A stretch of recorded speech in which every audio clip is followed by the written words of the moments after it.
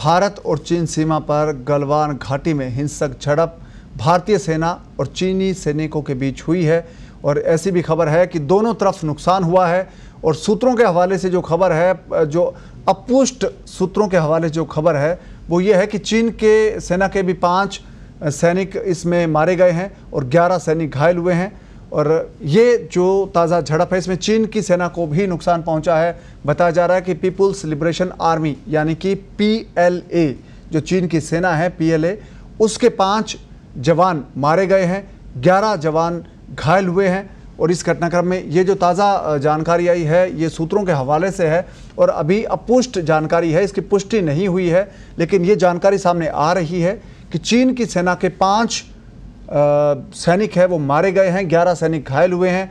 भारतीय सेना के साथ झड़प में जो झड़प हुई है बीती रात गलवान घाटी में, उसमें दोनों पक्षों को नुकसान हुआ है। भारतीय सेना के एक कर्नल रैंक के अधिकारी इस घटना में शहीद हुए हैं, 2 जवान भी शहीद हुए हैं, लेकिन चीनी सेना के 5 सैनिक मारे गए हैं, 11 जवान घायल हुए हैं। ये जानकारी सामने आ रही है अंतर्राष्ट्रीय स्तर पर सूत्रों के हवाले से, अलग अलग मंच के जरिए खबर सामने आ रही है। इसकी पुष्टि होना अभी बाकी है। चीन की तरफ से जो ताज़ा प्रतिक्रिया आई है, जो प्रतिक्रिया अब तक चीन की ओर से आई है, उसके मुताबिक चीन के विदेश मंत्री हैं वांग यी, उन्होंने बयान दिया है कि भारत एक तरफा कार्रवाई ना करे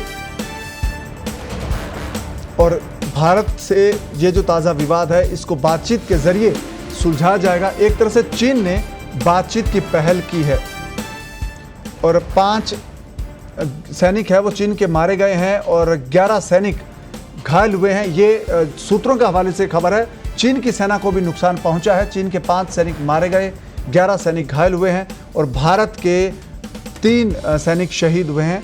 और भारत और चीन के सैनिकों के बीच जो ताज़ा झड़प हुई है LAC पर रात को गलवान घाटी में, उसमें 5 सैनिक चीन के मारे गए हैं, 11 सैनिक घायल हुए हैं और भारतीय सेना के 1 अधिकारी और 2 जवानों की शहादत हुई है। तो भारतीय सेना को 3 सैनिकों की शहादत हुई है, उनको नुकसान हुआ है और चीन के 5 सैनिक मारे गए हैं, 11 सैनिक घायल हैं, उनमें से कुछ की हालत गंभीर बताई गई है। और गलवान घाटी लद्दाख में पड़ती है। लद्दाख की गलवान घाटी में बीती रात भारत और चीन के सैनिक के बीच झड़प हो गई थी। दोनों देशों के सैनिक आमने सामने हो गए थे और इस हिंसक झड़प में भारतीय सेना के कर्नल समेत 3 जवान शहीद हुए। तो चीन की सेना के 5 जवान मारे गए हैं और 11 जवान घायल हुए हैं। ये जानकारी सामने आई है, लेकिन इनकी पुष्टि होना बाकी है।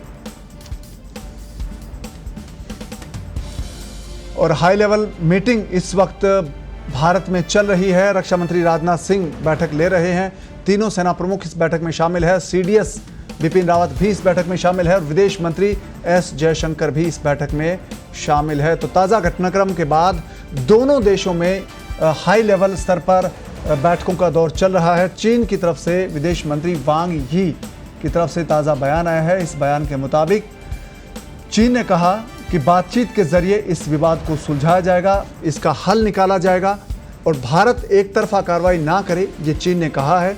और एक तरफा कार्रवाई से या एक तरफा कदम से ये विवाद बढ़ सकता है, तनाव बढ़ सकता है, ये भारत को चीन की तरफ से कहा गया। और ये जो टीवी स्क्रीन पर आप फुटेज देख रहे हैं झड़प का, ये पुराना फुटेज है, वीडियो फुटेज है, जिसमें आप देखिए किस तरह से दोनों देशों की सेनाओं के बीच झड़प अक्सर होती है, क्योंकि दोनों देशों की जो फ्रंट लाइन सेना है इनके बीच इनके पास किसी भी तरह का कोई भी हथियार होता नहीं है और ये झड़प ऐसे ही हाथापाई और धक्का मुक्की के तौर पर होती है। दोनों देशों के बीच अक्सर ऐसी झड़प होती है, लेकिन पहली बार 40 साल से ज़्यादा अरसे बाद ऐसा पहली बार हुआ है जब दोनों देशों की सेनाएं हिंसक झड़प हुई, जिसमें शहादत हुई है। भारतीय सेना के 3 जवानों की शहादत हुई और बताया ये भी जा रहा है कि चीन के सैनिक भी मारे गए हैं, उनको भी नुकसान पहुंचा है।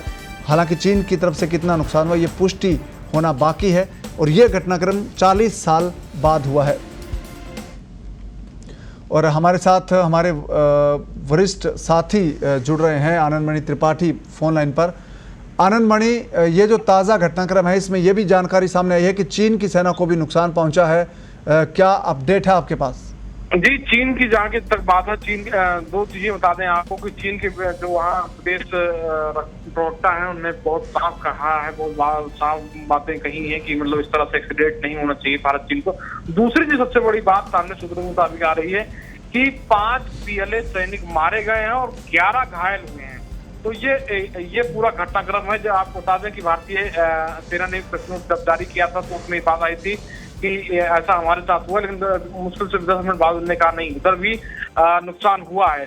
तो नुकसान कितना है ये बात फिलहाल PLA की तरफ से या चाइना की तरफ से कंफर्म नहीं की गई। विभिन्न एजेंसियों के माध्यम से खबरें आ रही हैं, लेकिन जो सूत्र बता रहे हैं, जो चाइना जो बॉर्डर से जुड़े हुए हैं, जो लद्दाख के आसपास है, उन्होंने कहा इस घटनाक्रम में 5 PLA सैनिक मारे गए हैं और 11 PLA सैनिक घायल हुए हैं। तो ये बड़ा घटनाक्रम है अगर इस हिसाब से देखा। और अभी कमांडर लेवल की, मेजर जनरल लेवल की वहाँ वार्ता चल रही है। पवन जी, आनंदमणि, ये जो एक बयान चीन के विदेश मंत्री ने दिया है, वांग यी जो चीन के विदेश मंत्री है, उन्होंने ये कहा कि भारत एक तरफा कार्रवाई ना करे, इससे तनाव बढ़ सकता है और चीन बातचीत के जरिए इस विवाद को सुलझाएगा। तो इसके क्या मायने हैं? मतलब यही है, मैं पहले से भी कहता आ रहा हूँ कि आप ये समझ लीजिए कि 1975 में जब असम राइफल के ये पहला, उसके बाद कोई घटनाक्रम नहीं हुआ।